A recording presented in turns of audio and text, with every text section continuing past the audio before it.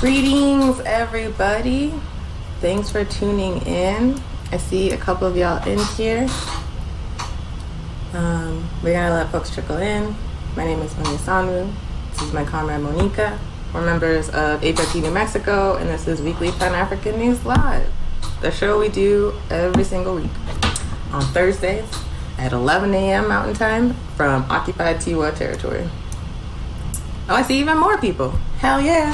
So, as I mentioned, my name is Monia Sanwu. I'm an organizer with the All African People's Revolutionary Party.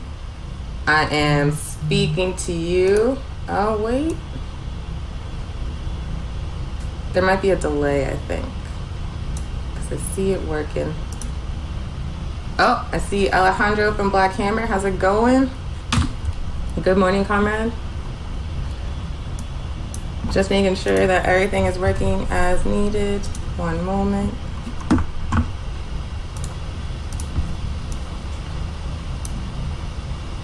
Actually, if y'all have any problems seeing or hearing us, let someone know in the comments.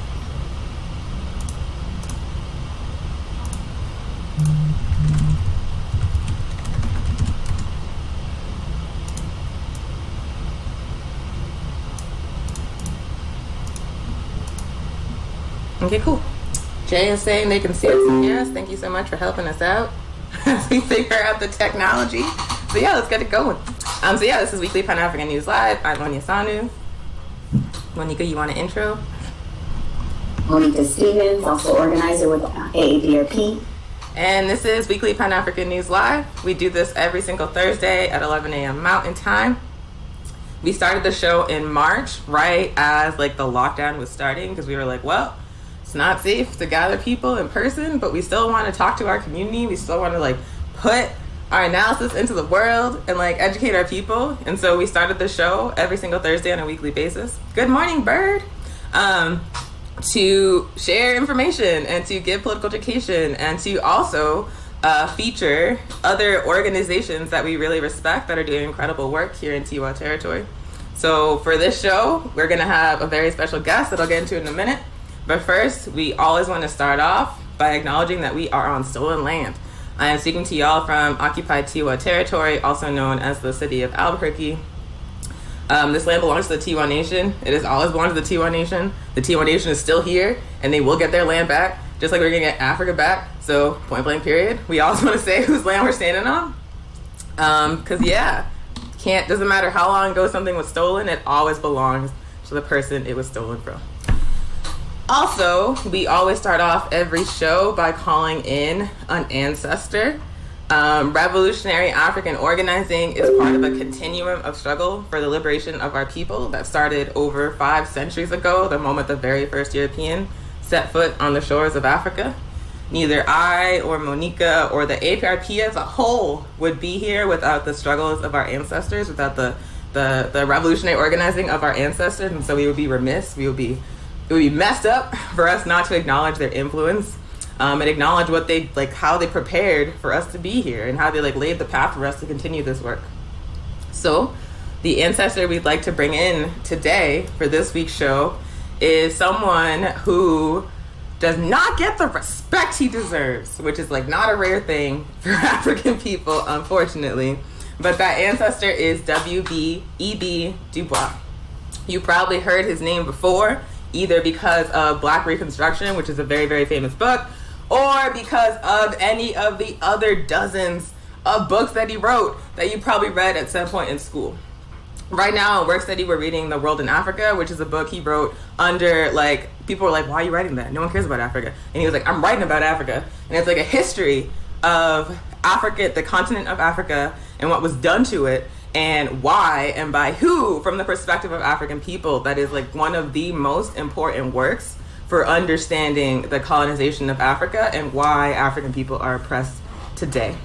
He was also, in addition to being a scholar and a prolific author, a revolutionary Pan-Africanist and a communist, straight up communist. After struggling for our liberation in the United States in a variety of ways, he obviously helped found the NAACP. He engaged in anti-lynching campaigns. He organized our people in any way he could. and then finally reached the realization that the United States was raggedy, and it was always going to be raggedy, and the destiny of African people was in Africa, period. And so he spent the end of his life as an advisor to Kwame Nkrumah. Kwame Nkrumah is, if folks don't know, the founder of the All African People's Revolutionary Party, and also the first democratically elected president of the first nation to gain independence in Africa, Ghana. So W.B. Du Bois went to Ghana to work with Kwame Nkrumah to build the movement for Pan-Africanism on the continent. And so we salute him today. This is the anniversary of his passing in 1963. He died on this day in 1963. We salute him. We honor him. We are really grateful that he wrote down so many brilliant things for us to learn from and build upon. And yeah, we're just really excited, and we want to celebrate him today. So, as I mentioned at the top of the show, we have a really special guest this evening. We have been engaging, or not this evening, wow, this morning. So we've been engaging in interviews of revolutionary organizations here in Tiwa territory that are doing really, really great work. Previously, we interviewed Monique with Veterans for Peace, and then our comrades Julie and Sheldon from Pueblo Action Alliance. And this week, we are really excited to be interviewing Hope and Cleo from the Red Nation. For folks that don't know, and I'm very sure you know because they are like, at this point, worldwide, and they are a very famous organization that's doing really great work. But if you don't know what the Red Nation is, they are an indigenous revolutionary socialist organization fighting for the national liberation of indigenous nations. It's like multiple indigenous nations within this one organization that is fighting for land back, that is fighting for a Red New Deal that is dependent on, fixing our relationship with the planet and restoring indigenous sovereignty. So there's someone that we respect, or it's a group that we respect quite a lot. We're hella excited to talk to them. And if Hope and Cleo can hear me, y'all can come on video now and let's get this started. Yeah, you can. Yay! All right, Red Nation. So excited to have you here in this space with us together. Good to see y'all. Thanks for joining us so much. Do y'all want to briefly introduce yourselves? Sure, I'll go first. So good morning, Yased and everybody. I'm going to introduce myself first and foremost the way that I would introduce myself to a relative. So say, hope you didn't for the cheating, not kind, that's just she, what's on me, that's your shade, so not kind, that's another. Otero and Cleo. I'm originally from the Chile and Navajo Nation area. So very happy to be here. I am currently the Red Nation Tiwa territory, like Albuquerque chair, and so like very, very humbled and grateful to be here.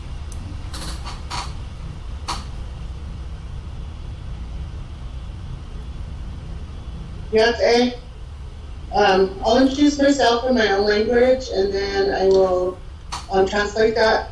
Share your game and shit and send you to Jimmy, but it's Jimmy. The toy that's another because Annie that's a chain with eyes, sunshine, and then do or here the age and with eyes, sunshine. So, my given name in Benet is Complete Circle, and my English name is Cleo Otero, and I'm from the Tangle clan, born to the Red House clan, and my maternal grandfathers are Bear clan from the Hopi Nation, and on my paternal side were of the Metal clan, and that's who I am as an indigenous woman. I come from a place called Nutnumji, which is specifically called Wolf Stand in English, and it's off the Eastern Agency of the Navajo Reservation where I grew up. And that's who I am. Yeah, it's good to be here. Thank you. Thank you so much for being here, and just want to share with the audience, if you have any questions or thoughts that you'd like to share, please put them in the comments and we'll be able to share them with our comrades, as well as hopefully they'll be able to answer some of the questions you asked. We've prepared some questions for you all. So the first question is, what is the Red Nation's approach to organizing, and what is the Red Nation trying to achieve? I'll go ahead and get started. And so in the Red Nation, we have several different guiding principles and values. One of them being queer indigenous feminism, first and foremost.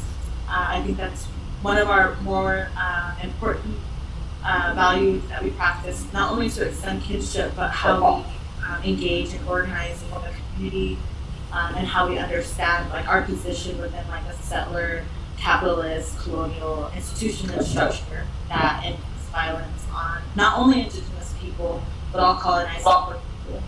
And so indigenous queer feminism is also informed by brown, black, and African third world feminisms, and I think that's important to say because being inside the United States, we're in the belly of the beast, we're in the first world, and we are really informed by what happens around us, not only in the confines of what's so-called the United States, but also outside the confines of what's called the United States.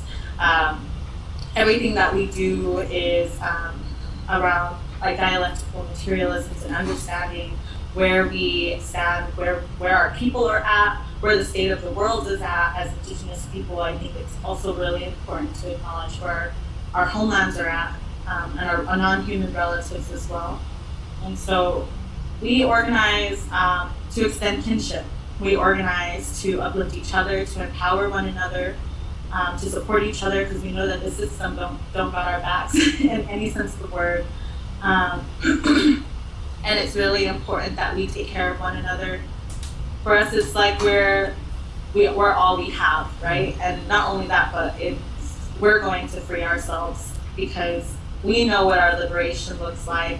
And I think that feminism helps us understand also where some of our relatives who intersect other communities also have a place in the liberation, and bringing and acknowledging that our liberations are tied to one another is how we organize, is the foundation of why we engage in solidarity efforts and mutual aid efforts, as well as just talking about just what's really happening outside of the liberal constructs of what we know in the media, trying to downplay our struggles. We know that our people are suffering, and we're not going to be silent.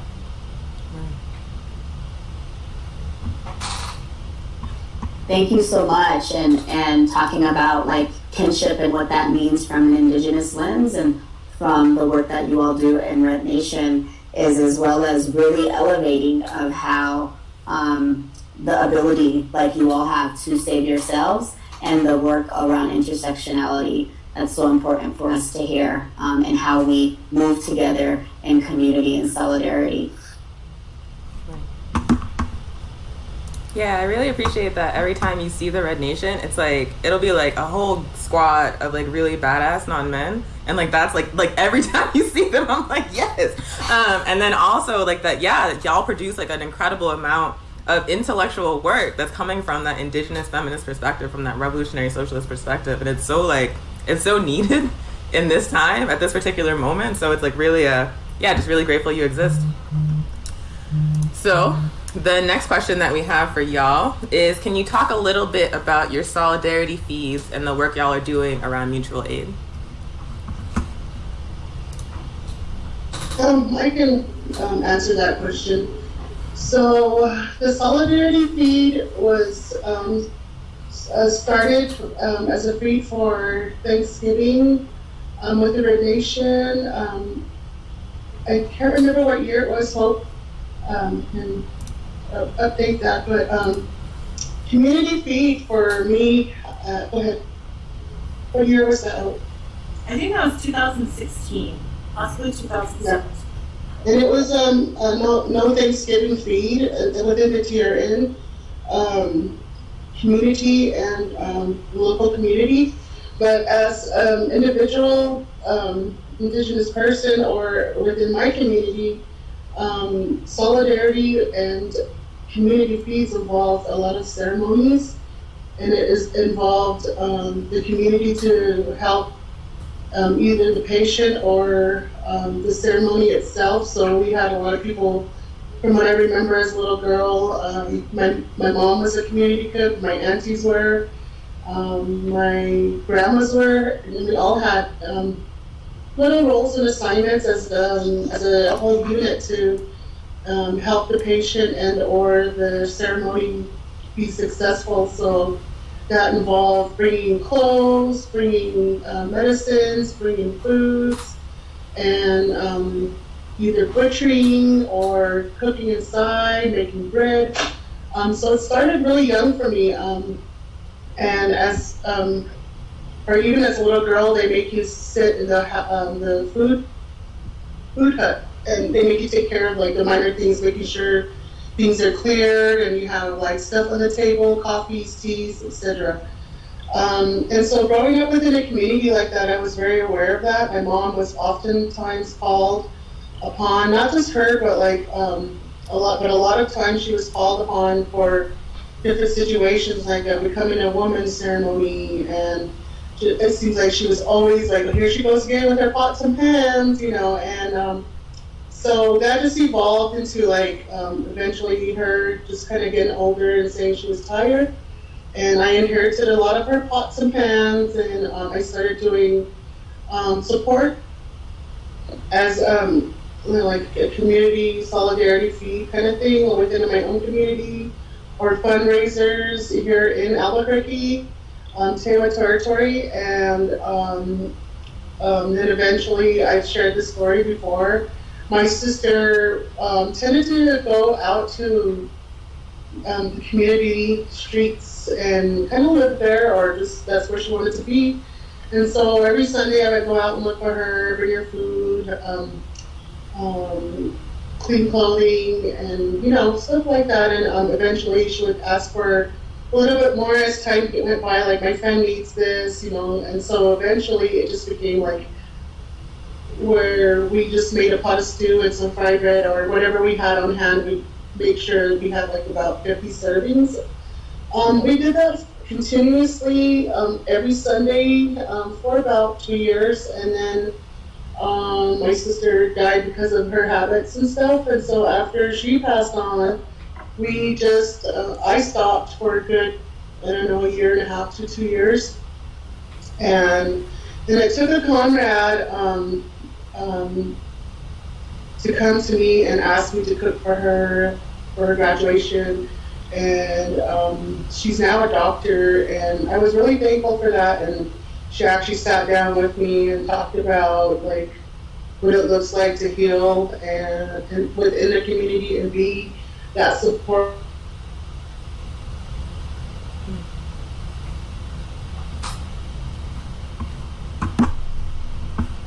Leo, I think you cut out. Yeah, looks like she's frozen.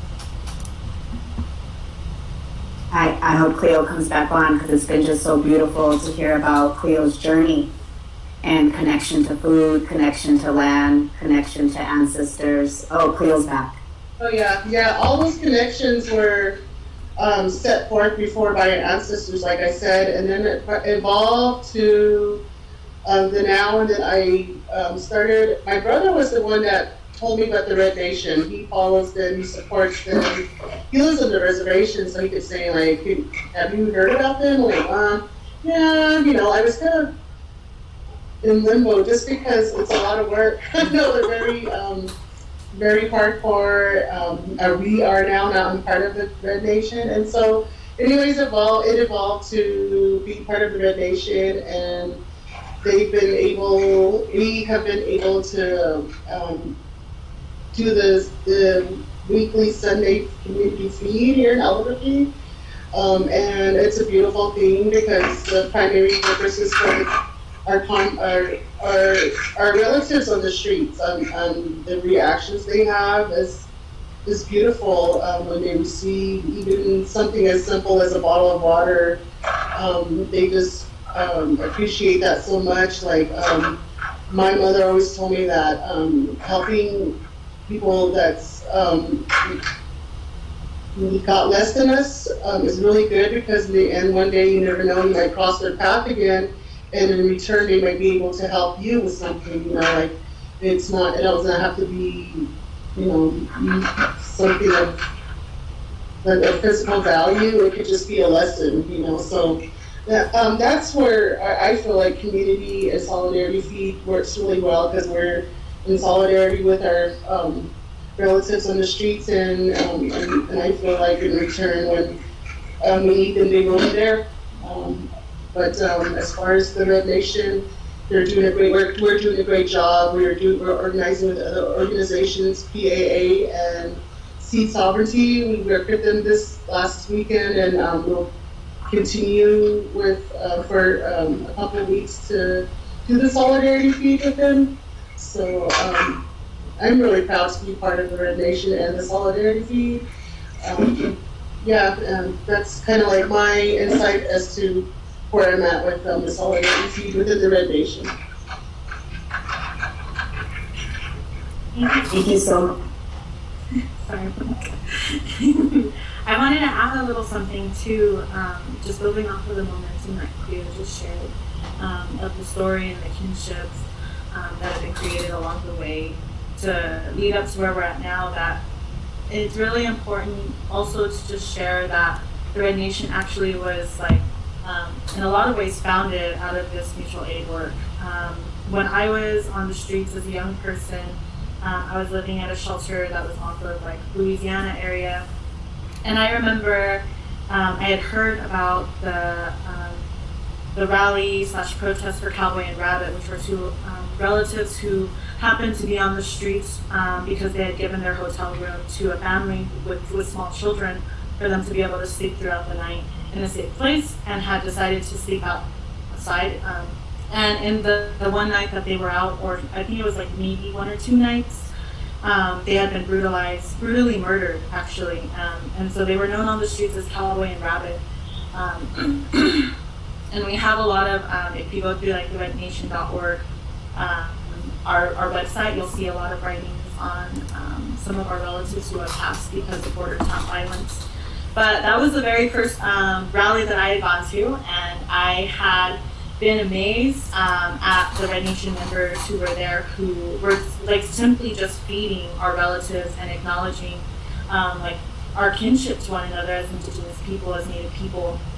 It blew my mind as a young person to be in a space where it was like with our people, by our people, and they weren't like exploiting us or tokenizing our stories or instilling our narratives without actually like supporting us, because that's something that I think happens very often in border towns like Albuquerque, but also other border towns like Gallup. Well, any illegal settlement across the United States is a border town, but like the narratives around our unsheltered relatives is really somehow, and it's really frustrating because a lot of even Indigenous people have taken up those notions of internalized like anti-Indianisms. When I think of like Diné people, I think of like how some of our relatives might refer to our unsheltered folks as Blanies, which are like drunk Indians. And that's what we're called. That's what I'm called to this day when I'm publicly out and I decide to have a drink with a friend. And so it's very real. It's anti-Indianism everywhere. And border town violence is a form of violence that we don't ever see national medias, even local medias talk about. And the Red Nation really was founded from a place of wanting to support our relatives and provide basic resources and just even like support to our people. And that's originally what brought me to the Red Nation when I was a young person on the streets. And I struggled until I fell off, and I rejoined the Red Nation via Kiva Club. And Kiva Club was another organization, a student-chartered organization at the university that focused on providing like mutual aid, but also spaces in the university for Indigenous people to gather. Like historically the Nishoni Days Powwow, where we literally have had over 5,000 Native relatives come through during gathering weekend, and we feed everybody. And everybody like actually, donates food like a stew or a side, or brings like watermelons or just melons. And we'll feed everybody. And that's just like that's the core of not only the Red Nation, but I think the core of the Indigenous peoples as we know it here. Indigenous peoples, we feed people. We show our love through what we're able to help. Like, we give you something that will sustain your body. And for us, that's one of the most beautiful things that you can give. So for us, like, feeding is very natural. It's very important to the work that we do. We personally love to just break bread with one another, especially on hard days when we're struggling. And the Red Nation continues that, whether it's through the No Dead Natives campaign that happens every winter, where we distribute not only hygiene packs and resources, but also clothing, sleeping bags, tarps, backpacks, etc., condoms to our unsheltered relatives, but also the No Thanks, No Giving that I actually realized was originally started in 2018, and I misspoke earlier. And No Thanks, No Giving was one of like the most beautiful gatherings, because it was a space where it wasn't just like where we were trying to provide mutual aid to unsheltered relatives, but also trying to bring in our community in those spaces. So it is community. It's not just like an unsheltered space or a space where we're trying to like provide solidarity to unsheltered relatives. The resources that we have are for everybody, because we're like this close. We're on the brink of becoming somebody who is unsheltered as Indigenous people. I think it's funny how like Indigenous people sometimes, and not just Indigenous folks, but like colonized folks and poor folks, don't realize like how close we are to being unsheltered or unhoused ourselves, and the amount of poverty that is rampant in our communities. It's really important that we have some working class solidarity and just really support one another as poor folks, which I think would be really great segue into the Yes. Thank you. I just wanna, I'm so sorry about the tragedy of Cowboy and Rabbit, and I just wanna also like thank you all, because anytime that I've gone to a Red Nation space, like I feel the love. Like when we do introductions, my son is like, do I introduce myself as Red Nation and AAPRP? And I'm like, yeah, son, you introduce yourself as both. And so like the gift that you all have with the solidarity feeds and sharing in community, like over 200 people and plus, because you just don't do, even though that the solidarity feed happens once a month, you're constantly like doing feeds in community. And like that value of like breaking bread together and how we built together and struggled together really resonates with me, like as an African person. Every Sunday, thank you for correcting me, every Sunday that you all do that, 200 people are able to have access and be in community with you all. So thank you for the gift and blessing that Red Nation is doing. And so glad to also hear Bird is saying Cleo is a good cook in the comments. I want to co-sign on that like 3 times. Thank you so much. Cool. I could just say she's one of our best. One of our best. Hell She is cooking just like, look at the revolution started up in. I love it. But definitely going into the next question, how does the Red Nation deal with contradiction of lateral violence, especially violence against women, non-men, and children? I'll go ahead and share a little bit about, like, I think where we should start off, like, having these conversations around lateral violence and rooting that in, like, first of all, like, we are all, as like poor and colonized people, indoctrinated into like settler, colonial, patriarchal, and capitalist like institutions and structures that have informed the violence that we perpetuate upon each other across Turtle Island. And I think that's really important to say, because oftentimes our communities can get caught up in some of the lateral violence that happens between each other. And not to excuse that violence, because accountability is extremely important in all cases. There's like almost no situations where accountability is not important. And so I like to first start off by saying that we've been taught how to harm each other and how to talk to one another.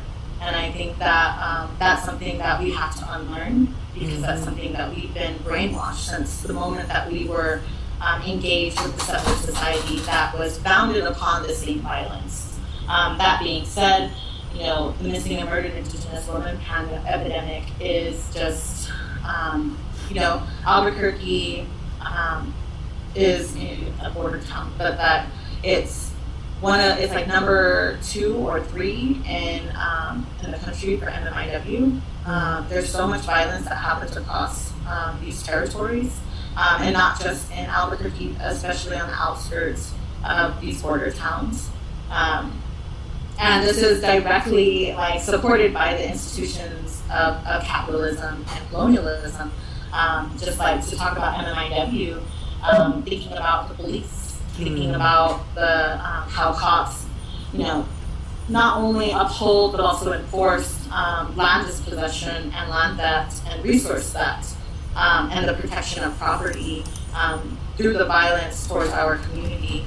I think is really important. Something that is really that I feel like a lot of folks don't know is let's talk about extraction, for example, and the extractive industries and man camps that are created in order for the settler to get more wealth, that perpetuate not only a lot of violence on indigenous women or women inside the vicinity, but also just participate heavily in the trafficking industry.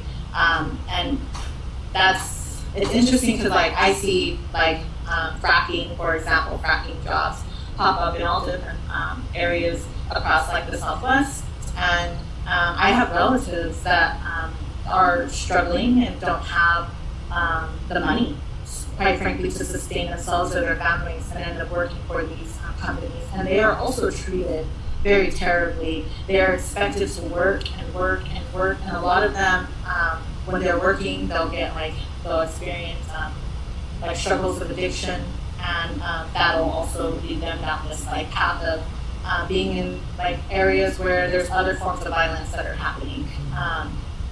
And that, I feel like that's something that as my community we need to address internally inside the indigenous communities. How are people participating inside these structures of violence, of lateral violence, and how they, whether knowingly or not knowingly, take up this role of perpetuating that violence.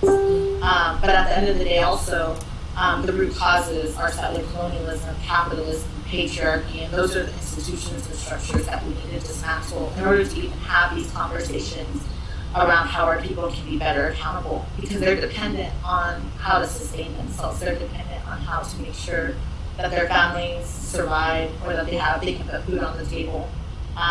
And I think something that's been really important for the nation is trying to help with that process, creating a network of kinship so that people are able to break from these institutions or break from these struggles and find a place and be in a place where people can be better relatives and acknowledge and be accountable for the violence they have perpetuated.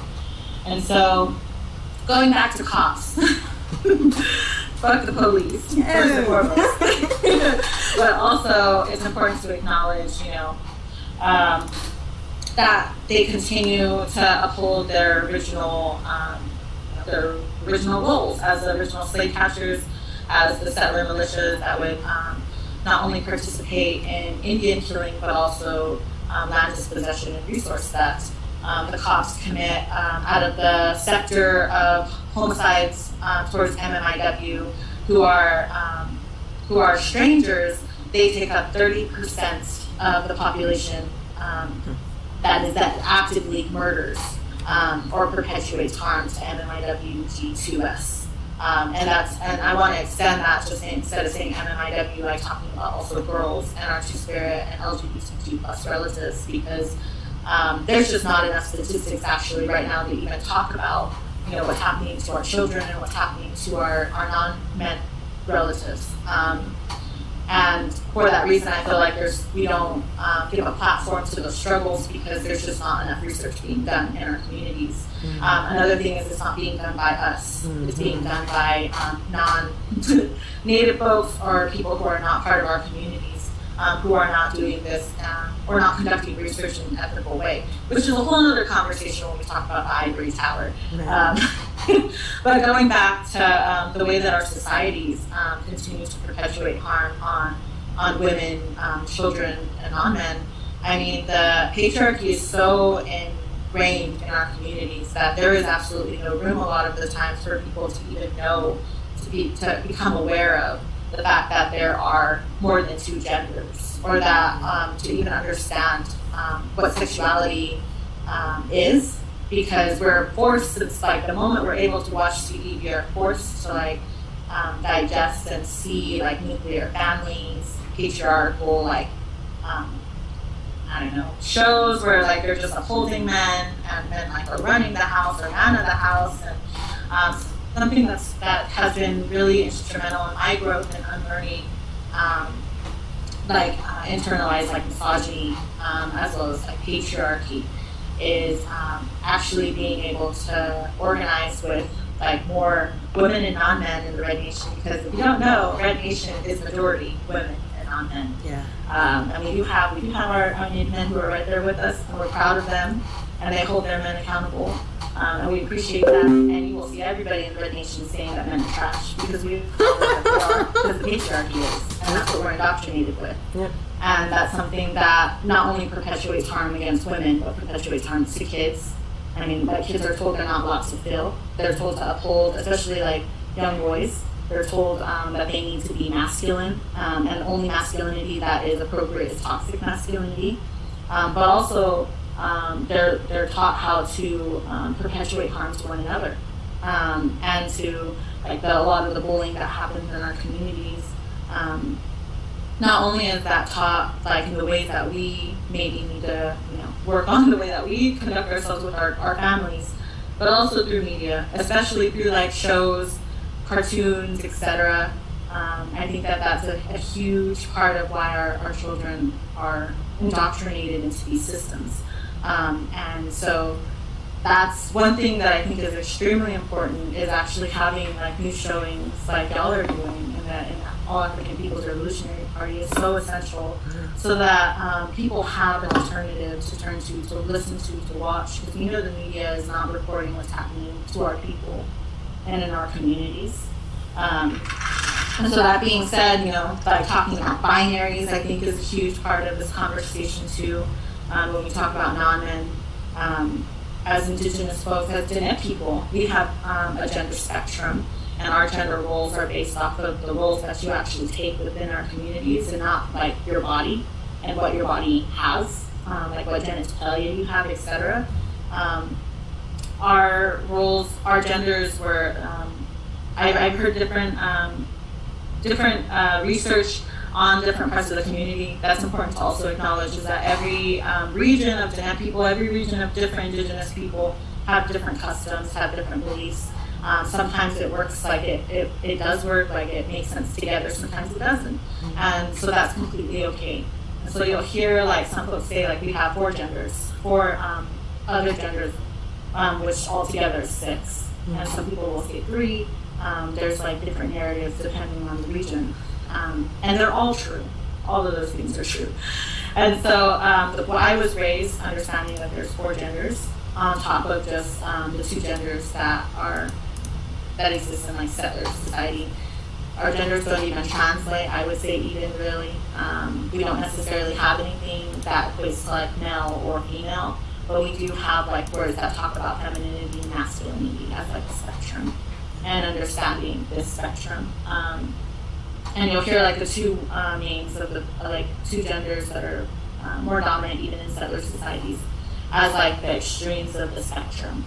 And so it's really interesting, because I think that just like by default, it's really difficult to grow up practicing your cultures as an Indigenous person, because from the moment you start going to a settler school, or a school, even because like a lot of the schools on the reservation are dictated by settlers, like the curriculum is dictated by settlers, worldwide it's dictated by settlers. We are fed these specific, by patriarchy, specific systems of how to conduct ourselves, how to like, be civil or decent, and we need to really work in that realm and dismantle a lot of these things. We need to have these conversations. They're going to be uncomfortable. Violence happens when people don't have these conversations. Violence happens when you're not actively, educating yourself around the gender spectrum, or the spectrum of like of sexual orientation. Because in the case where you come across a relative who is in that spectrum, like you're not going to know how to conduct yourself really if you don't know about their struggles. And so it's really important that we learn about each other's struggles and understand the ways that we even sometimes participate or are privileged from these institutions. And then I know that we wanted to also talk about kids. The violence on kids is so heartbreaking. I think the ways that our world treats children. Yeah. Our children are taught from an early age they are never taught consent. They're never asked what they're like if they about consent. They're never taught about it. There's so much violence on kids that goes under the radar because there's just no infrastructure in this current settler society that would actually allow for us to have an accountability process for children. I mean, like from what I understand, even like abuse, like laws, like prohibiting abuse specifically came from animals, like the treatment of animals. And so like I think that's very telling first and foremost about how this world sees children, is that we literally have to see the way that people treat animals badly, inhumanely or whatever, and that would somehow pave the way for realizing that abuse on children is not okay. And so I'm actually going to take a step back and ask if Cleo wants to share a little bit about like violence on children and how we can do better. Well, violence on children in the colonized state on the reservation was very real for us. Like just being called dirty Indians or giving us untruths in history or his story. Those kind of violence was something that we grew up in, and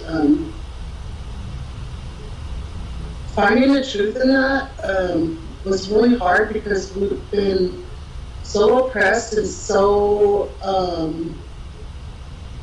colonized, for better terms, I guess, that a lot of our Diné folks weren't speaking up or were scared to tell the facts of what really was, or can be.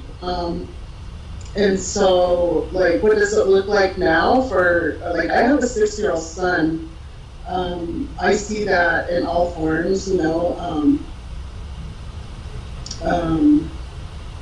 feel it on the social media, the kind of cartoons, like you said, Hope, that's out there, like even distance learning. I feel there's a lot of aspects missing from that. That's a form of abuse. Like what should be instilled is like some of the cultural ways as an Indigenous person, like what it is to like make, even beating, like, we do a lot of like stuff here with our son, like making his dad helps him like explore art, native arts, like making dream catchers, making bows and arrows, and not really bows but arrows, learning how to do that. Yesterday we went and let him select stones that like crystals actually that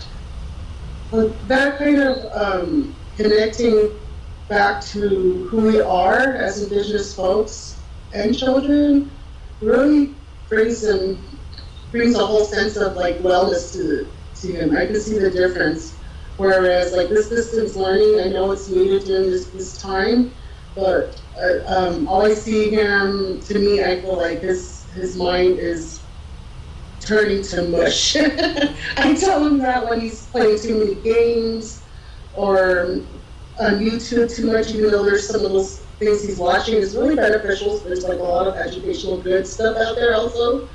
But I don't know, I feel that kind of abuse is really foremost right now. We're so keen on watching over him, that I don't always feel, or I'm not always aware of other folks abusing my son by looks or by, I don't know, he's always with us, so I've never seen physical stuff like that, but I know it's out there.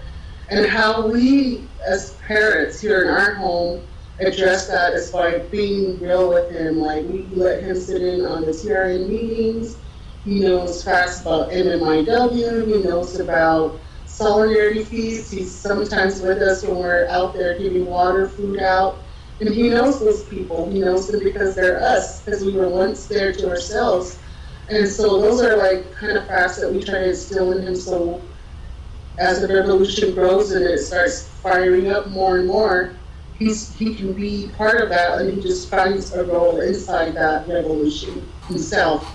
So I think that's the key to us, that's the hope for us as parents. We're really open to him. Like, if he wants to know about certain situations, we tell him about, like, recently he was like about the fires in California and Colorado, like what's going on with that and why is it like that. And we took some videos, let him watch it, but also there's another side to that. So while we were up north by Tal area, we were very close to the fires there, and so as our perspective, personally, we just sat there and said prayers and put down medicine for the fires and asked for rain, and ironically, it started raining. But those are kind of things that I feel like is missing, and I feel like it's an abuse towards children. Mm-hmm. I also know that it's a bigger spectrum where the children are being locked up down south, and MMIW and all this trash. It's so big. I know it's a bigger spectrum. I'm not oblivious to it, but when the time comes, we'll teach him those things.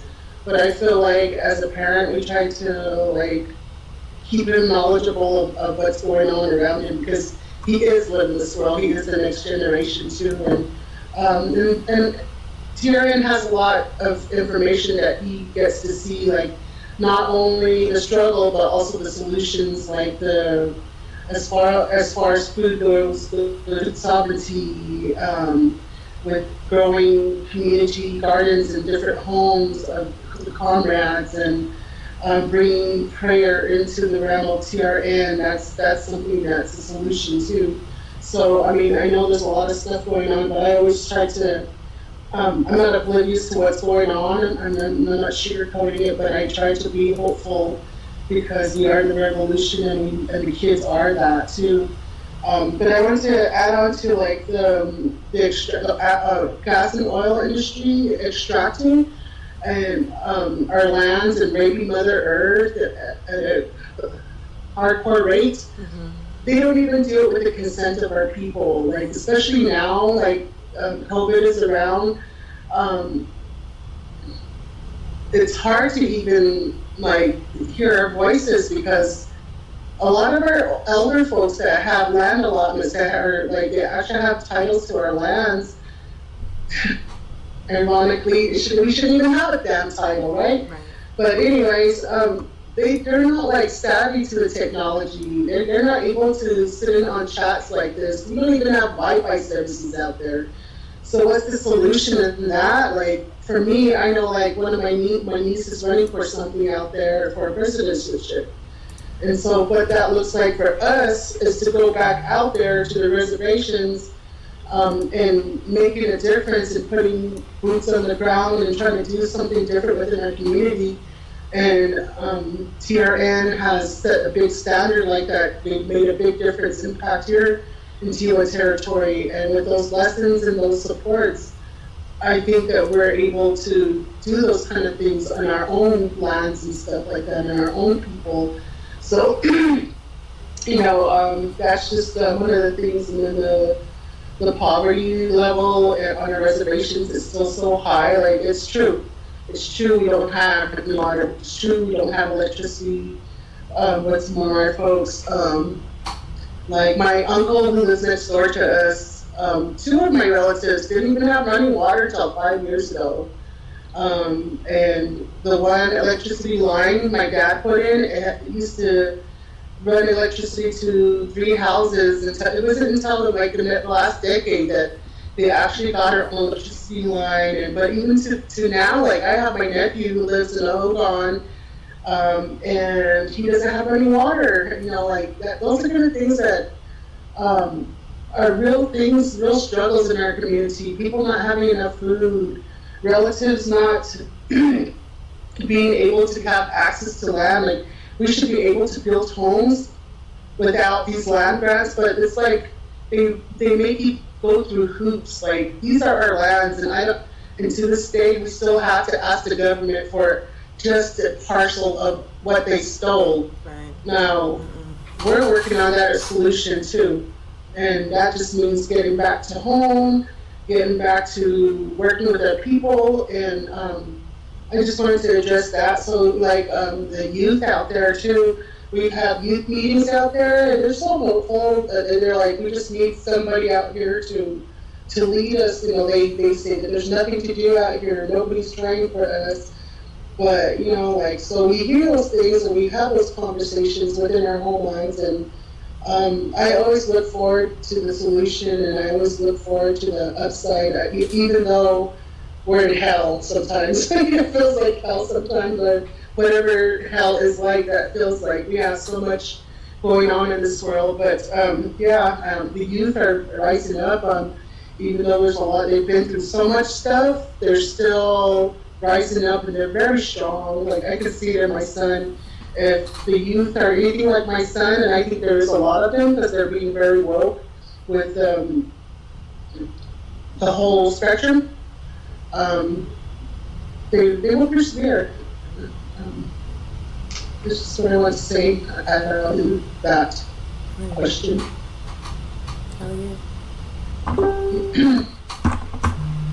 Yeah, really. So people are in the comments just like deeply resonating with what y'all are saying. I just want to read some of them. So Bird says, I really appreciate Hope sharing about the Indigenous perspective on gender. And then 3 people were like, yeah. And then Bird also said, I've learned a lot from TRN about border town violence since last year. I appreciated the breakdown of the impact of toxic masculinity on society as a whole. And then last comment, children are such important comrades, and it's imperative that they're involved. So yeah, y'all are just like hitting people in the heart this morning. So thank you so much. And like, yeah, I really appreciated Hope at the beginning, you laying out that like the reason that lateral violence exists in Indigenous communities and in colonized communities, like African communities as well, is because of colonization, is because of settler colonialism, capitalism, imperialism. It's not that it's like we're just like bad people and we can't get it together. It's that this was like imposed upon us. We were indoctrinated into these values, and it like teaches us to be harmful to each other. It teaches us to be violent to each other. So it changes how, like, there has to be accountability, but you have to have like that context to understand why it's happening, so that you don't demonize your own people, So yeah, I appreciate y'all quite a bit. So we have another question for you. And also, folks, as you're watching this, if you have questions for Hope and Cleo, after we get through the questions we prepared, we'll ask any questions you have, as long as they are polite and not racist. Okay, so why does the Red Nation work to build international solidarity with other struggles of oppressed and colonized people? So it's like our obligation is how we see it. We are obligated to work internationally, not only as Indigenous people who are part of tribal, like, sovereign nations that are also have the power to enact, or should have the power to enact self-determination by extending not only like kinship and solidarity to like other international entities, but also that the reality is, as Indigenous people, we are here in the belly of the beast. We are here in the United States. That is the number 1 polluter of the world, the number 1 contributor to climate change, the perpetuator of violence everywhere across the world. We currently live in the belly of that beast, and it is our obligation to not only elevate the struggles of our international relatives all over the world that are experiencing the brunt of violence because of this so-called nation, but also for us as colonized, as poor, as Indigenous people, we don't want the U.S. here either. So we're in solidarity with everyone else in the world. We straight up hate the United States. The United States needs to burn. It needs to go away. You know, we need it to be dismantled. It needs to die. That is how we reach our liberation. That is the liberation that we're fighting for. That is the liberation our ancestors have been fighting for since 1492. Is that we need not only our land back, we need our resources back, we need this continent back, and we need the colonizers out. Right. And that's something that we say often is like, no one is illegal on stolen land except for colonizers. They can get out. We need them to leave. Like, that is the only way for all of us to be free. And nobody should take offense to that, because I hope that you be a comrade and not a colonizer. You know, it's really important that we extend solidarity to our relatives all over the world, because the United States has 800 military bases outside of the United States, all over the world, invading, perpetrating violence, enabling or enacting genocide, or working with other colonizers to enact genocide. And I think that's really important. Like, when we talk about the Red Nation's values and principles, like, we are informed by the struggles around the world, and that is what our praxis is from. And so it's really important for us to be in global solidarity, because without internationalism and without, like, understanding the way that this nation perpetuates harm, it's very difficult to, like, you know, to have such strong feelings around, like, anti-colonialism. But it's really, really important for people to recognize, like, don't align yourself with the United States. Right. Don't. Like, you don't got to, just because you live here. I'm letting you know, if you're in Diné territories, if you're in Pueblo territories, you don't gotta align yourself with the United States. You can align yourself with us. Right. You can, like, participate with us and seek liberation, not only for your peoples, but our peoples, because our liberation is tied to one another. And we have been immensely informed by the Palestinian struggle for liberation. We have been immensely informed by what's happening in Venezuela, by what's happening in Bolivia, by what's happening even in Cuba. And we look to, like, a lot of the other countries that are socialist and communist, in the ways that they are like, tending to their people and supporting their people and uplifting their people. And we have so much to learn from the rest of the world. You know, it's really important for all of us to take a step back and recognize our privilege. And that's something that's very first world as well. Like, but that's something that we should do, is recognize our privilege, because the reality is folks all over the world don't even get access to water. And yes, we're poor. Yes, we're very, very poor in some areas. And some areas of the reservation, people say, you know, it's like third world conditions. And it is. And so we should be aligning ourselves with the rest of the world that's inside the same conditions as we are in. But, like, just going back to internationalism, I wanted to share a little bit about Palestine. I had the opportunity to go to Palestine this past November with another TRN comrade, and it was one of the most difficult, heartbreaking, but also liberating experiences of my life.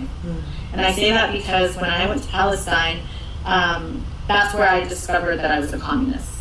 That's where I discovered that revolutionary socialism is not only needed in our communities and needed to be a just transition and vehicle into communism, but also to recognize that my people are communists, my people are socialists, my people are anarcho-communists. Though, like, we have, like, you know, white men coined these terms, the struggles themselves were from our peoples, and we reclaimed those terms, and we reclaimed those struggles for liberation. And in Palestine, the struggle that they have against this Israeli Defense Forces was just, like, life-altering. Like, the war zone and occupation, but also the resilience of the people, how the people came together, the things that the people did to support each other. Like, literally every person I talked to who was a young child, I'm talking like 3-4 years old, to like an elder, all of them were communists, and all of them talked about the ways that they, like, help each other and support each other, despite being like in under occupation by the Israelis. despite ethnic cleansing, despite the fact that they only get access to water twice a month. They fill up their water tanks, if that, and they're forced to compete with one another just to get access to water, just for the Israelis to come through whatever part of Palestine that they want to come through and shoot at those water tanks. That would literally destroy their water storage for the rest of that month until the next month. Like that's the type of occupation and violence and colonialism that the United States is also a part of. We fund Israel. We participate in that genocide. Every single person who pays taxes here, we participate in that.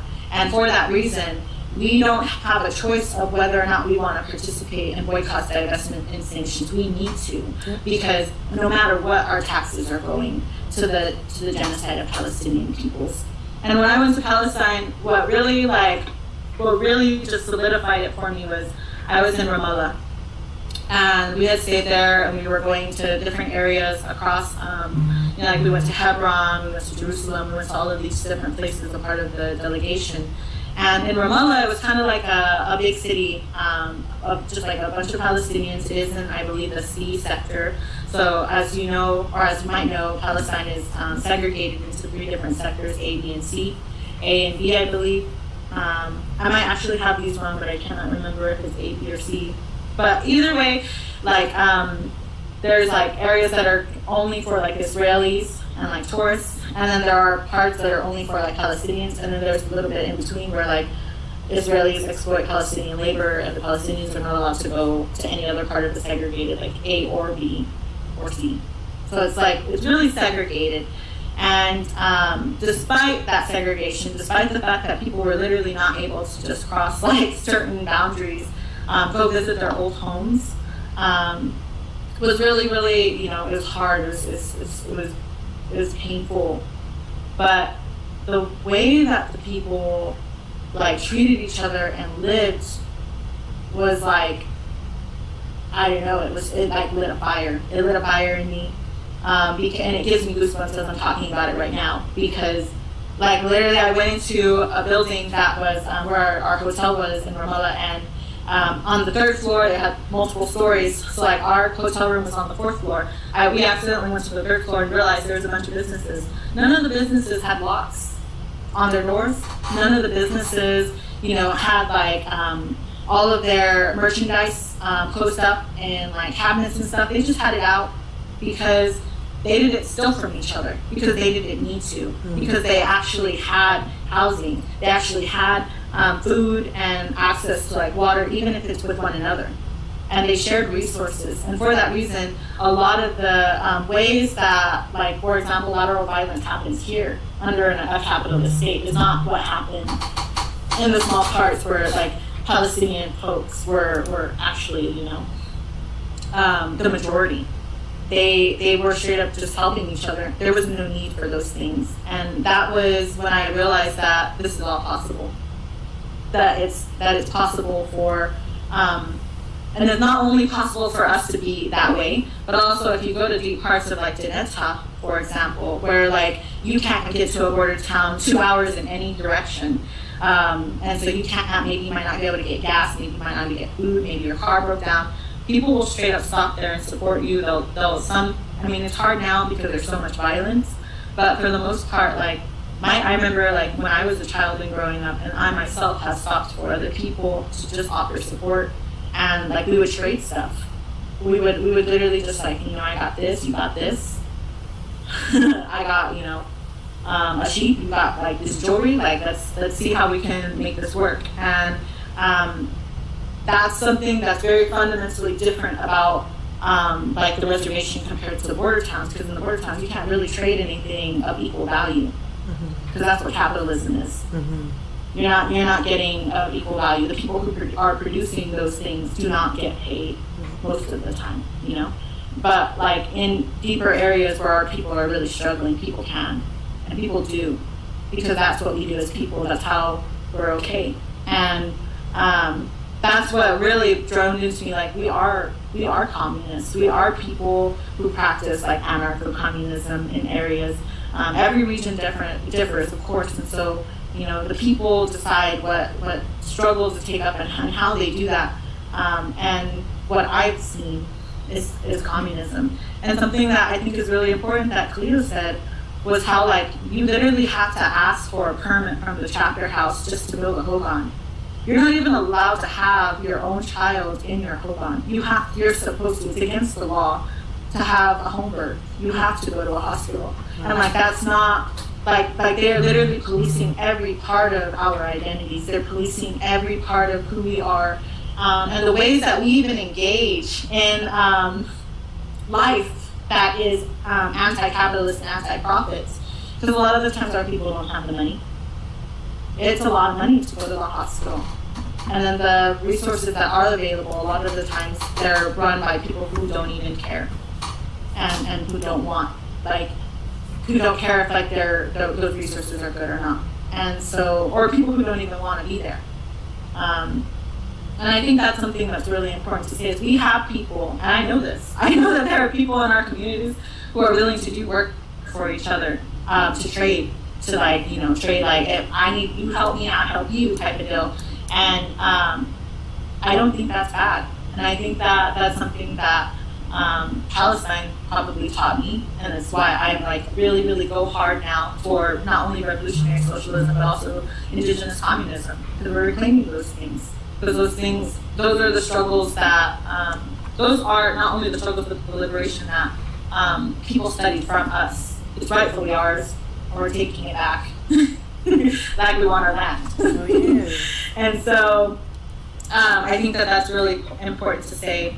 Also, Cleo had shared with me earlier about had asked me to talk a little bit about the Dene and Hopi land dispute. I wanted to share, I like to say that I'm like a migrant, kind of like the Palestinian struggle. Like, I'm like a migrant or a refugee on my own homelands as somebody who has been forcefully relocated from my homelands that my grandma was at on the Navajo Hopi, at the Hopi fence, and during the Navajo Hopi relocation in the 80s. And my family was both Dene and Hopi. And I still, to this day, I was raised hearing terrible things about both of the communities, especially like hearing derogatory terms because of that dispute. And for folks who don't know, the Dene and Hopi land dispute was because of Peabody coal, where they wanted to extract the coal from underneath those communities for, of course, capital, for these big CEOs, like Peabody CEOs, to benefit from. And we're not allowed to go back to our homelands because it's contaminated. So like my family, I lived on the streets, my mom lived on the streets, my grandma lived on the streets, and my great grandma lived on the streets because we have no lands to go back to. And let's like also be clear that border towns are still native land. We're not, just because we're out here in the city does not mean that we need to go back to the res. This is all our land. And some of us don't have land to go back to because the United States has contaminated it. And what does that mean for those of us who are indigenous in our homelands who don't have lands to go back to? What does it mean for us to have land back? And that's something that I've been thinking really hard about, is like also what does it mean for all of our relatives for any other reason that they have been relocated, most likely like extraction. Where do they go? You know, we still deserve to live and have access to resources like anybody else. And so this is just furthermore a conversation around how our identities, how our struggles, I wouldn't say identities, how our struggles intersect, and how our liberation is tied to one another. Because the reality is a lot of people in the border town of what's so-called known as Albuquerque, this illegal settlement, that y'all might not have places to go home to either. And so what does it mean for us to coexist and actually not only like dismantle and destroy the current world that exists that makes us fight against each other, but create a world that actually like supports us and is by us, with us, for us, right? But also is equitable. I hate that. I don't like equitable. I only say that because the rest of the world is equality. We might as well use equality. Neoliberalism has seen with all these fancy words that mean the same thing. And so, sorry, I meant equal. Like, I want to live in a world where we're all treated well, where everybody has home, everybody has access to organic, non-GMO food, clean water, where you can raise your kids in a community and they can be kids. Those are important values that I think I share with everybody. And I want to encourage folks who are maybe intimidated by like terms like socialism and communism to really, really think about where you learned to distrust those when you hear those words.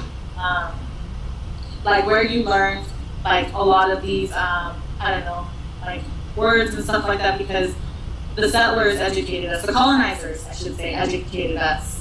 And so we really need to challenge every way, everything that we've been taught inside our education systems.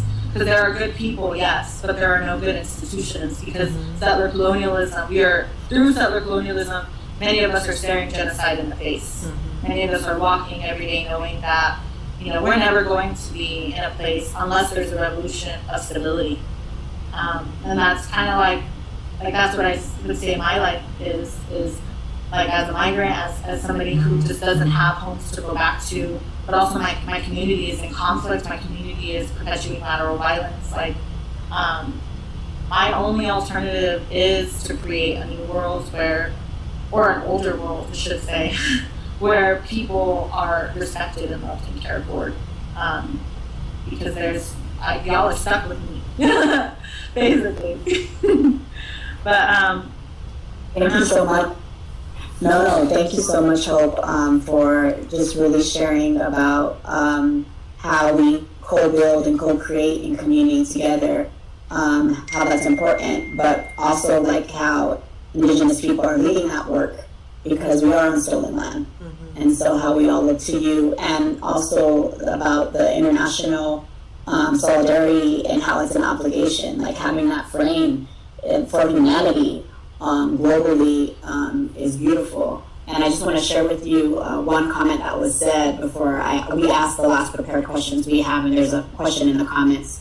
But it said, Jay had put, yes, sing it, I stand with Palestine. As a Jew, I have been ousted by my congregation and rabbi for speaking out against the occupation. Yes, A, B, and C, I think you're right, was shared. So thank you for that international solidarity work as well. Can I say the something? Last question that we have. I'm sorry, did you want to say something? Yes. First, a comrade in the comments pointed out that not only does Israel, terrorize Indigenous people in occupied Palestine in the way that Hope described, but also through the Deadly Exchange program, they teach police here how to terrorize African, Indigenous, Chicano, and colonized people. So like Israel gets them over there and they get us over here, and like that's one really direct way in which we have to understand our struggles are connected. And the last thing I want to say is that like what you said about how people need to not identify with the United States is precisely why we call ourselves African, because we're saying our destiny is tied to Africa. Our destiny is not tied to this empire. This empire needs to fall. We're going to fight to make it fall, and our future, our destiny, our culture, who we are comes from there, not from here. So I just wanted to point that out. Thank you for pointing that out. I was having a discussion with somebody who is African and didn't understand that analysis. So, and it's so clear, like who wants to be tied to this country's identity that's built on destruction and genocide and enslavement and exploitation. Like I don't want to be associated with anything that's linked to America. Our last question is that we have prepared is, how do you show up for African liberation? Okay, so we show up for African liberation by first acknowledging that our solidarity goes way back, right? So like some of the very first African and Indigenous slave revolts happened in the early 1500s. And so our solidarity has always been there. Our solidarity will continue to be there. And I think that we definitely have some hard conversations that we need to have in our communities around anti-Indianism and anti-Blackness. And that's something that we'll have to continue to have. It's something that I also think that, as Indigenous people, we have a lot to work on with not only like addressing anti-Blackness, but addressing anti-immigrant sentiments, anti-Mexican sentiments, etc., anti-Asian sentiments, a lot of things that have been taught to us to perpetuate violence on other colonized and poor people, we have to unlearn.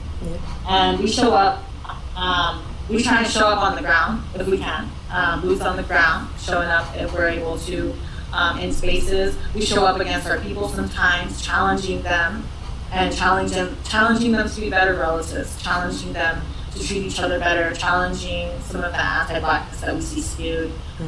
We have a lot of relatives in the Red Nation who intersect both of our communities, who are both Indigenous and African, and they really, really struggle in both of our communities with how to, advocate for themselves, but also like take up like the long history of like justice. And I think that that's something that we're currently trying to have more conversations around. But also, that's something that we experience a lot is how much people talk about like the issues between our communities and how people don't talk about the solidarity that's there. We support our liberation is tied to African liberation first and foremost. Like the only way for us to have liberation is for all African people to have liberation, and not just inside the United States, but all over the world. And that's the Indigenous global struggle as well.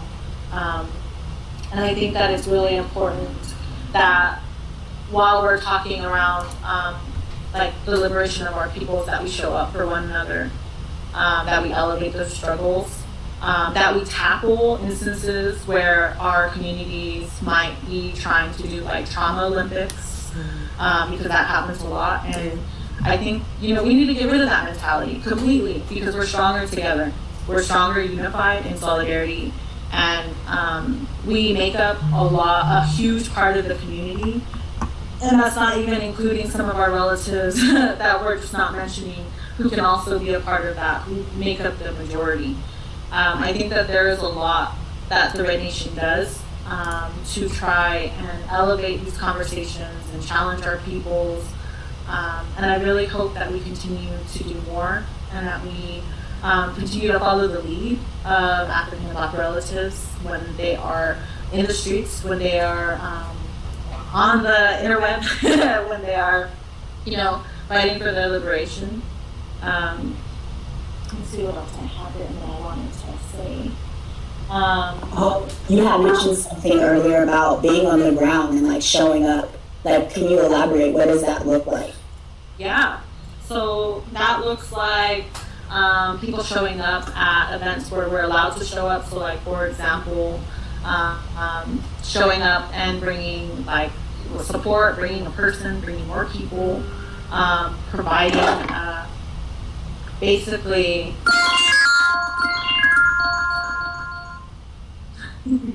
providing support. So like, I don't know, some of the ways that I see like Red Nation, for example, showing up for African liberation is when we have events. We do our best to reach out to African organizers and ask them to speak with us, to hold space with us, so that people know that we're working together, that we're unified.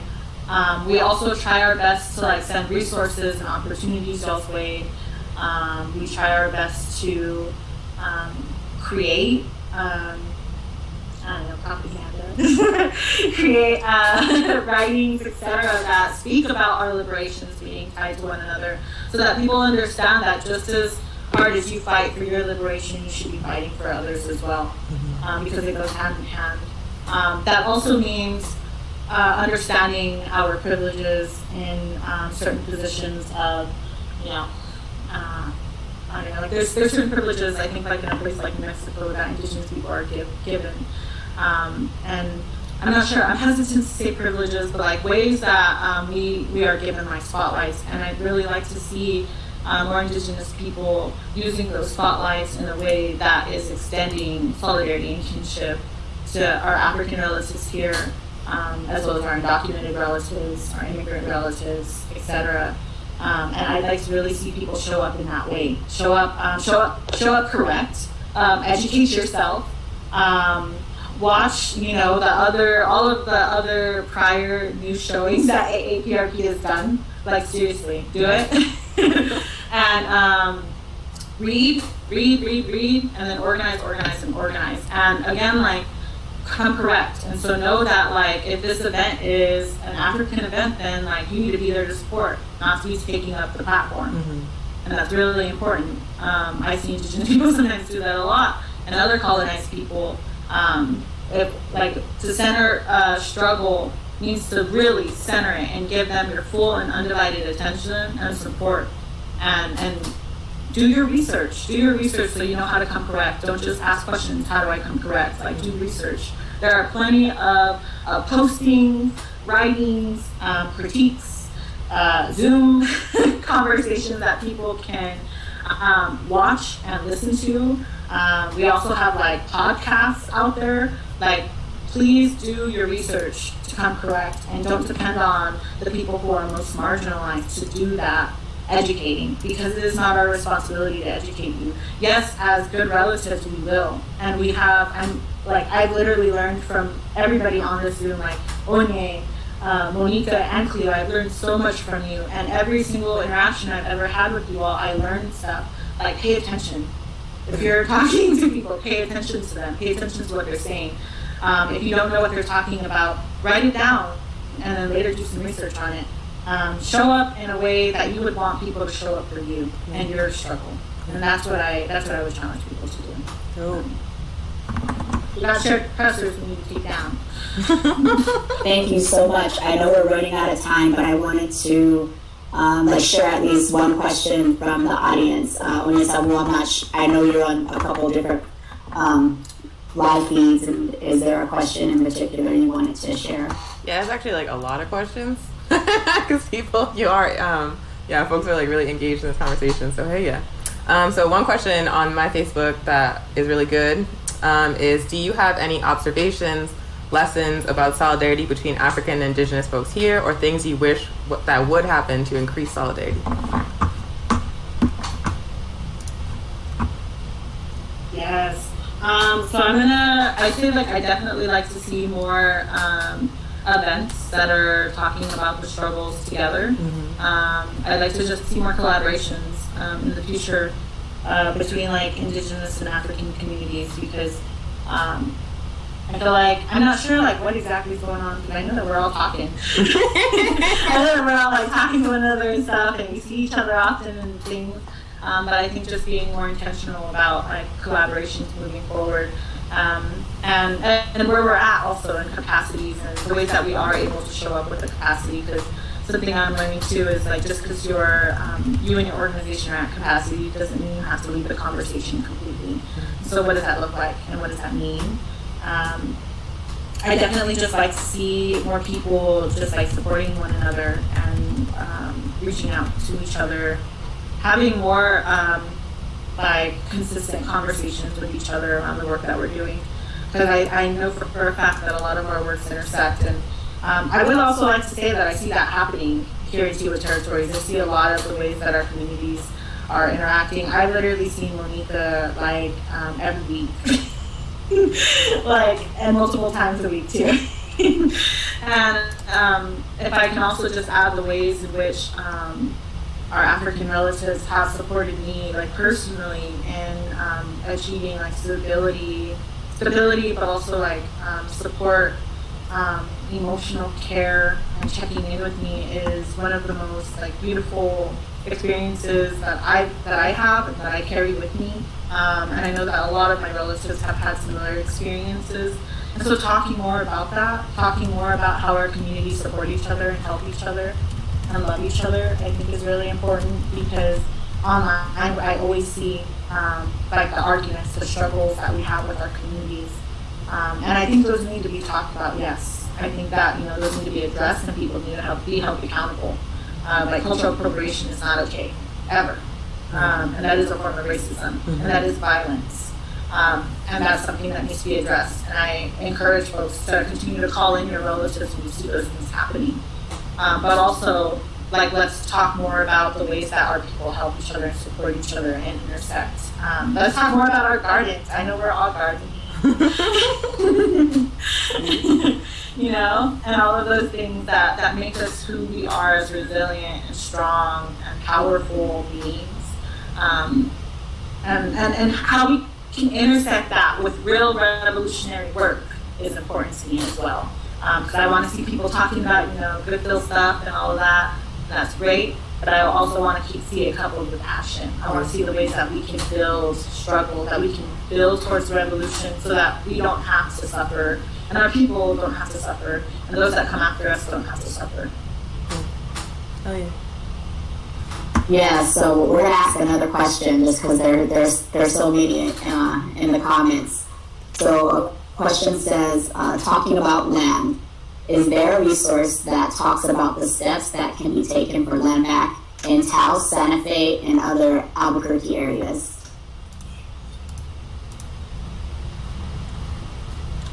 So I would encourage folks, I think a really good just transition into land back would be the Red Deal. I encourage folks to check out the Red Deal if you haven't. I think that the first part of land back means that we need to actually get all of our people to divest from these institutions and structures so that we can reinvest in what actually works. I know the Red Nation has put out several articles surrounding land back, surrounding you know, how we basically, like the steps towards liberation. And I would actually like to say that I think that's one of the very first ways that we can start by, you know, acknowledging not only land back is by getting rid of the folks who uphold and enforce the violence on stolen land, which is the police. Let's defund the police. Let's get rid of, not only defund, let's abolish and get rid of the police and ICE. I think that's really important. Those are really, there's literally so many places that have laid out the groundwork for the abolition of the police, and so we really just need to look at not only what's happening across the U.S. where folks are engaged in struggle, but also let's look at like some of our communities, like we can look at Cuba, we can look at a lot of indigenous communities across the world, and how they actually, you know, what's it called, like, I guess organize like their communities and societies and hold each other accountable is really important, because we don't need any of these institutions. These institutions actually need us, and they require our labor to function. And so the best thing that we can do is stop, to stop engaging, stop participating in them. I'm trying to think of any other specific steps towards land back. I know, like, especially in New Mexico, we can tackle the education system. That's a big one. I'm just going to put it out there, you know, want to create a commune. Anybody wants to repatriate some land, let us know. You know, if you have any resources, etc., let us know. We're wanting to literally create the communities that are for our people, by our people, with our people. And we're wanting to do that ASAP. And so if anybody out there got connected, let us know. That's a good way. Also, again, like tackling the education system, the history, revisionist history that we're fed to keep us colonized and indoctrinated to the settler fantasies. The extractive industry. New Mexico depends heavily on the extractive industry. We need to divest from extraction. We need to reinvest in ways that we can maybe still, you know, be sustainable and be self-sufficient in our communities. You know, none of us are free until all of us are free, but also we're only as resilient and powerful as the relative in our circles who's most struggling. And so until we are all good, until we are all stable, until we are all supported, none of us are. And I think that's we need to shift also this position of individual efforts and work like into something more collective. Join an organization. Join an organization. That's the best thing that you can do for the Red right now. Join an org. Join the Red Nation. Anybody can join the Red Nation. Please join the Red Nation. Join AAPRP. Your African relative, please join, support. Everybody should just, you know, let's just all support each other and join each other's orgs and educate ourselves and be the best that we can be. Because that's the first steps that we can encourage ourselves and our relatives to do. And these other things will just, if we can get the whole community to do it, it's like the majority. When the masses move, the politicians follow. They will follow. So just join us. Hell yeah. Well, I don't know what it looks like within, like, outside of the territories that we're in, the checkerboard area, but from what I know and what I've been told, although it's still, like, what we want is, like, to be free to get our land back at, like, 100%, but at the same time, like, what we do now to get these lands and to defend it. What I've been told is to put our names on our lots and have, like, we have, like, land grant leases and stuff like that. And although it's run by the government and it sucks that it's like that, but if we could put our acres and our names on it, we still have that fight and that struggle, so we can stand up against the oil and fracking industry. It's at the same time, it's like I said before, it's jumping through the hoops. The paperwork is non-ending, but once you get that land site lease, you can build your home on those, and there's a way to fight for our lands back. You've taken that step towards that. It's like there's so many lands that are, like my dad says, we need to put our names on those, like, in order for us to continue for the next generation. I'm a little, it's hard to, like, really express what I'm trying to say, but that's the way that I've been taught, and what we're doing, what we're in the process of, my family and I, we want to go home to help our relatives that are struggling. We want to build our home on. So what that looks like for us currently is having to get that land site lease done, having to go through those hoops, even though we don't want to do that, and that's not right.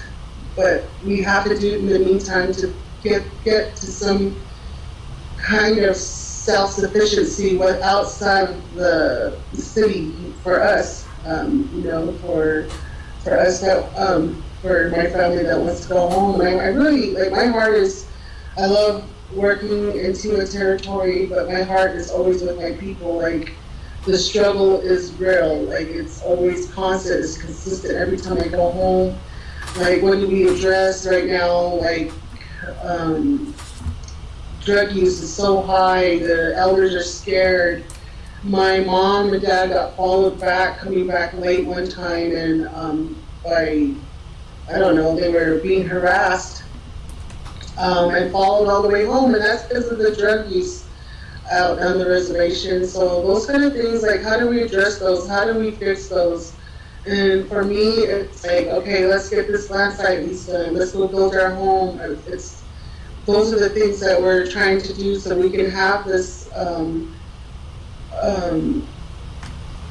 communism within our own territories, indigenous communism.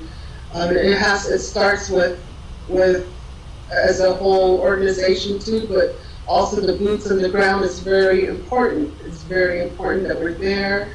It's very important that we do the groundwork. It's very important that we connect as a good relative. That's a terminology that is very much coming back, like, strongly, and that's just being a good relative, not just within our own community, but as a whole, and then showing solidarity with our African folks. I have a grandson who's half. Let me show you. This is Zaylin. I don't know if you can see that. Okay. But since the time I became his grandmother and he came into this world, I had to look at the whole picture. Like, how do I make him whole? Because he's not just indigenous. His lineage is from Africa, and I've had to talk to my daughter, and I've talked about those things, and how do you build that solidarity? You start doing like that. We've been doing research and stuff, like, find out his lineage, find out where he's from, and interact with his family, like, what are their traditions, and what, all those things on a personal level we've had to address, like, because I know he's just not he's not just us. and he's of the African descendant. And so those things we address all the time, and we talk about it and ask, how do we help him fill that void? How do we do that? Like, it's by doing research. For me, it's for us as a family, it's been like doing our research and letting him know that he's not half. He is one. Like, you're Diné and you're African. That makes you a whole. It doesn't mean like you're half. We have to acknowledge it at that level, because my brother had to teach me that, like, I'm from 2 tribes, and I always said, I'm half this and I'm half this. No, I'm not. I'm Hopi and I'm Diné. And same with my grandson. He's African and he's Diné, 100%, you know. So that we've had to address, and that's how, at a personal level, I do the solidarity work. When my grandson comes in, I, you know, instead of calling him Jimmy, which is not the right proper way to address him, we call him Nakiki. Nakiki means he's darker, and even his Indian name is Nakiki Ishki. And so that's the way we form those solidarities within our own home. And then as he grows into adulthood, as a young man, he can be whole, and he won't be instilled that you're half this or half that. You're one. You're just all solid. But I just wanted to add that. That is so important, Cleo. Thank you for adding that, because that's something that we don't talk about often too, is the ways that our language is used against our African languages as well, and how we have to do that work to challenge it within our own language. Word. We really appreciate y'all and your time. It's actually been 90 minutes because y'all were just like, it was just all fire. It was just like hot fire. So it was like, but yeah, we really appreciate you. We thank you for staying on for us this long. We thank all the folks for interacting and all the really great comments. We don't want to take up more of your time because we said it was going to be an hour and it was 90 minutes. So thank y'all so much. Do you have any closing thoughts you want to share with the audience?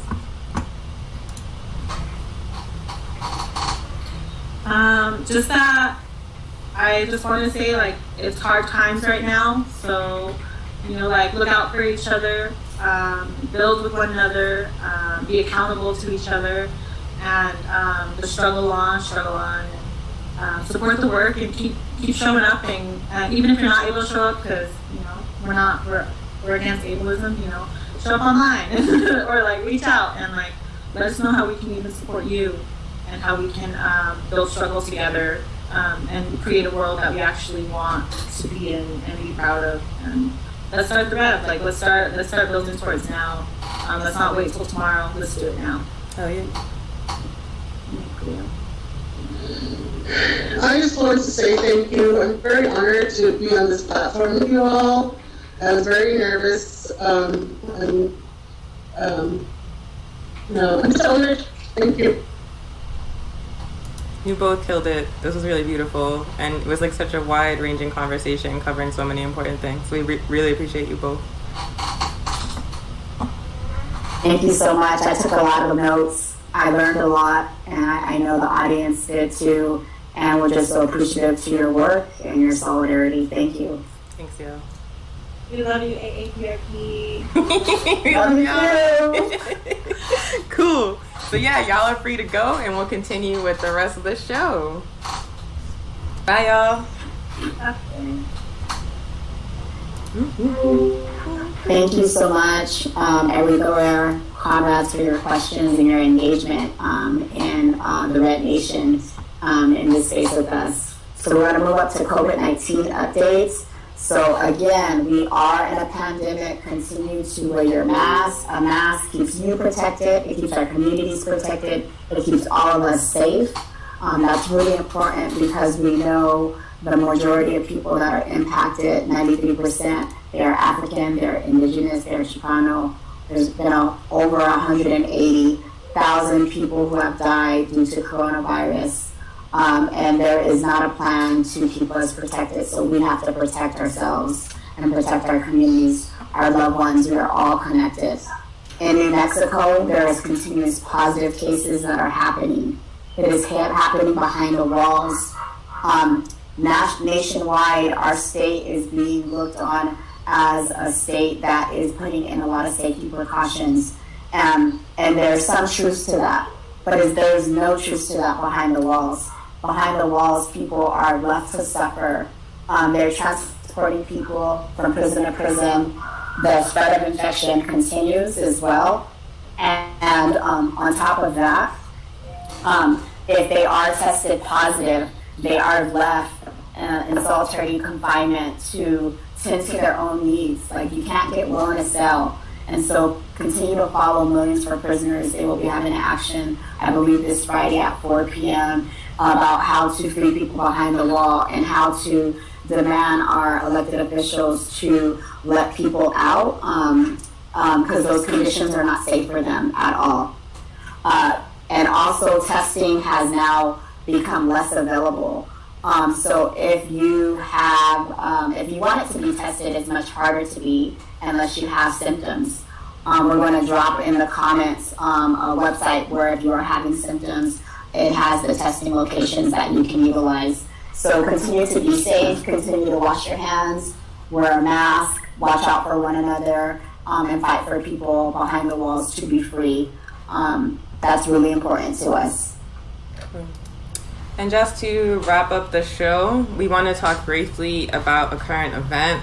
If you are someone who's like in the social justice movement or the Black Lives Matter movement, you have more than likely heard about this. But in Kenosha, Wisconsin, after the shooting of Jacob Blake in the back by police officers, there was a people's uprising. Folks took to the streets to speak out against injustice. Unfortunately, for the entirety of the uprising that began with the murder of George Floyd, there's been an element of vigilante Europeans who have been armed and showing up at protests. They have organized themselves into militia. They are claiming to be protecting property. And so they have been showing up to BLM actions with weapons and threatening folks. And this week, the inevitable happened. One of them shot and killed 2 people and injured another person. And again, this was happening while this person was claiming to defend property. This was a 17-year-old European man who did this. And we just wanted to briefly talk about this because here in occupied Tewa territory, we have our own settler militia, which has been showing up at actions against police terrorism, actions for indigenous sovereignty, actions for indigenous liberation with weapons, threatening people, terrorizing people. One of them has shot someone here as well. That person very, very luckily survived, but we want to make it clear that this is a problem that is increasingly nationwide. Like, we obviously have, the element of the police that is an occupying force in African and colonized communities that enacts violence on us on a day-to-day basis. But the history of the United States has always included this vigilante settler element. It has always included an element of settlers that take up weapons and take it upon themselves to terrorize African and indigenous and Chicano and colonized people. So we are in an increasingly dangerous time. A lot of people chalk it up entirely to Donald Trump. But like I just pointed out, this is what this place has always been. There has always been, vigilante settler colonial elements, settler elements that took it upon themselves to enforce the system of white supremacy, to enforce the system of racial capitalism, to keep us in the place they believe that we belong in. So long before Trump was ever in office or even thought about running for office, when that man was still on TV, when that man was still a baby, there was this vigilante European settler element that would terrorize our communities. That's what the Klan was. That's what these, the 3%ers are. That's what all of these militias throughout history have always been. And so attributing it to Trump as the problem is a mistake. It is a mistake. And what is also a mistake is organizing actions without having a plan in place to address them if they come. Because at this point, we know that it's not just New Mexico, it's not just Wisconsin, it's not just Oregon. They are showing up all over the country, and we cannot assume that just if Trump gets out, that they're just gonna go away. They were here before him, and they're gonna be here after them, and we know that they have it out for us, which means we have to plan, we have to prepare. We cannot be having disorganized actions in which they are able to get up right in the middle of the crowd with weapons and terrorize people. All it really takes is a plan ahead of time.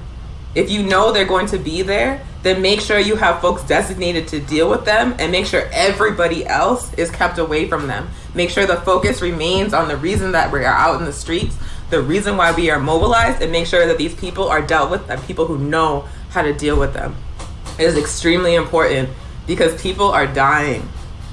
We are at this point, we have had over 100 cases of these militias showing up at actions of, vigilante Europeans driving their vehicles into the middle of marches and injuring people. Like, this is happening in place after place after place, which means, oops, I muted myself, which means that we can't be surprised anymore, which means that we can't be like, wow, I can't believe that happened anymore, which means that when inevitably, the police work with them, because oftentimes they share membership. Like, the police are in the militias, and the police are it has always been the case. Like that Hope pointed out earlier, the police came from settler militias and slave patrols.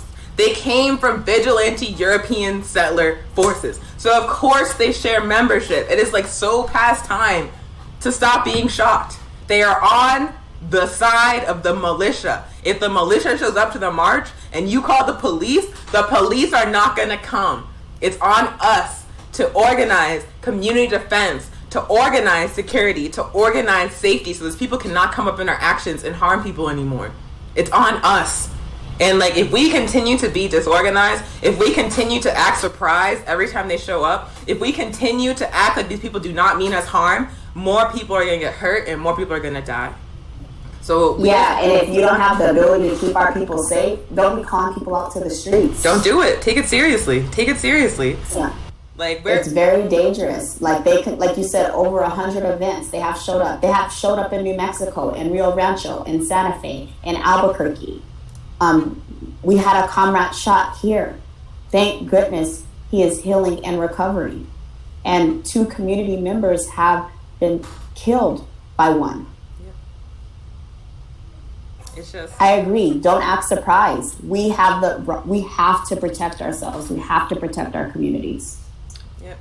So precisely what Monica said, if you do not have the capacity to organize a response to these elements that is going to be safe and that is going to be effective, then you do not need to be organizing an action right now. And unfortunately, we're in a moment where any random person can be I want to march, and 400 people will show up, and who even knows how safe it's going to be. And that's happened over and over and over again in many, many places. But we can't move like that anymore.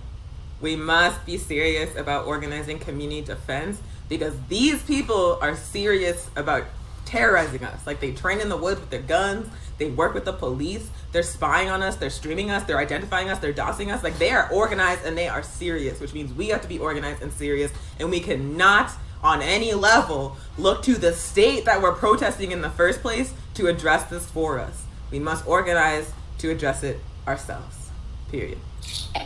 And I just want to add too is, when calling people to the streets, not only is it a huge responsibility, but what is the intentionality? What is the purpose? And what is the long-term work that's going to happen? And so that's really important. So I completely understand about the healing space and the mourning and being in community together. I completely understand, and that resonates with me, which is why I do go to actions where I know I will be safe. I don't go to actions where I don't know I'm going to be safe. And so, but then after those actions, I'm in community with those organizers, and we're planning for the long-term struggle together, the long-term fight for our liberation. So, and a protest is only one tactic. So when we're in there, that will not dismantle police. Being on the streets will not dismantle the police, but that's showing up as community together. Organizing, because we are out-organized, is how we dismantle these systems. So I just want to just share that and elevate that, because I'm not against being in the streets. I go in the streets all the time, but there has to be a purpose and intentionality of why we are in community in the streets together, and we have to be protecting one another at all costs. So yeah, we just wanted to touch on that briefly because, like I said, it has happened over 100 times. It is going to continue to happen. Regardless of what happens in November, these elements are not going away. So we as folks on the left, we as folks who are committed to social justice have a responsibility to organize a response that is going to keep our actions and our communities safe, period. And if you are in Tiwa territory and you need help, if you are like, I have no idea how to do that, I don't know. Like, the All African People's Revolutionary Party has helped with security at many different events of all sizes. We have a particular approach to doing it, which is very effective. And so reach out to us, hit us up. If you need training, if you need assistance, we are available for community actions. But we just want to reiterate that we must take this seriously. We must understand that this is a fundamental component of how settler colonialism functions in the United States. It always has been, and it will be until the United States falls, which means we must organize an effective response to protect people, because these folks are going to keep coming. They're going to keep coming. So yeah. So that was current events. Just to wrap up the show, once again, I'm Onya Sanu, and that's Monica. And we are members of the All African People's Revolutionary Party New Mexico chapter. We are a revolutionary Pan-African socialist organization with the political objective of Pan-Africanism, which is one unified socialist Africa. We are trying to organize every single person of African descent all around the world around that objective, because when Africa is free, Africans everywhere will be free. And also, capitalism will fall, because capitalism cannot function without the exploitation of Africa. So this is Weekly Pan-African News Live. We do it every single Thursday morning at 11 a.m. Mountain Time. Next week, we're going to have our comrades at Millions for Prisoners on the show for another interview. It should be great. They do really incredible work around prison abolition and police terrorism here in Tiwa territory, so it will be an excellent interview.